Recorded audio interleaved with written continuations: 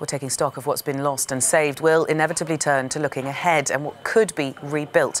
To talk about that, I'm joined with Alistair again in the studio. Morning to you, Alistair. Morning, Val. Well, as we've been hearing, Emmanuel Macron has already pledged to start rebuilding. How much money has been raised so far? Yes, he's pledged an international appeal, and others haven't waited for these appeals to come forward. There have been lots of pledges, notably from the fashion multinational LVMH. The Arnault family has pledged 200 million euros. The Pinault family, equally very rich family in France under François-Henri Pinault, 100 million euros. He says he wants to revive the jewel of our heritage. Paris City Council have chipped in this morning, 50 million euros. The Ile-de-France region, which is the surrounding area around the capital, 10 million euros, and plenty of others from private organisations such as the Foundation for French Heritage. They've launched an international appeal.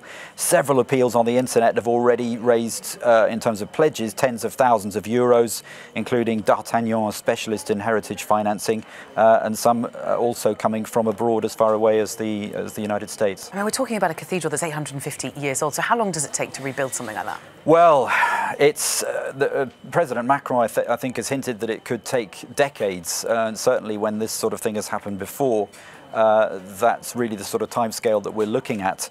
The technique involved, of course, in rebuilding, it's irreplaceable, this centuries-old wooden structure of the frame that seems to have known as the forest, which has been completely destroyed. But a company importing oak has pledged to help.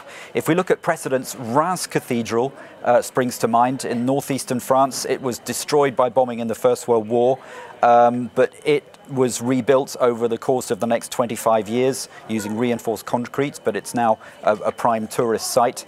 In the UK, we've got York Minster, of course, partly damaged by fire in the 1980s. That was repaired over several years. And Windsor Castle, 1992, one of the Queen's official residences, partly destroyed by fire. It too, the damage looked terrible, but within 5 years, it was reopened.